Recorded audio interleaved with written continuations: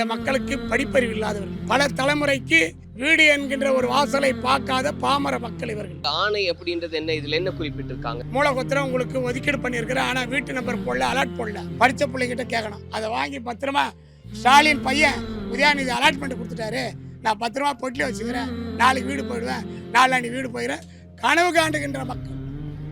ஐயோ, மழை வந்தால் படுக்க இடம் இல்லையா? அந்த 3 குழந்தைங்க போன வெள்ளத்துக்கு 3 தண்ணியில் மிதங்குது. காற்றுக்கு மழைக்கு வெள்ளத்துக்கு இது எப்போ உயமோ ஏதோ இன்னும் பயந்து வாழ்ந்துன்னுக்குறோம். இப்போ எங்களுக்கு ஒரு வீடு கிடைக்க போது நாங்கள் சந்தோஷமாக இருக்கிறோம். இப்போ எங்களுக்கு வீடு கொடுக்குறேன்னு சொல்லிட்டு ஒரு அலாட்மெண்ட் கொடுத்துருக்காரு உதயநிதி ஸ்டாலினி.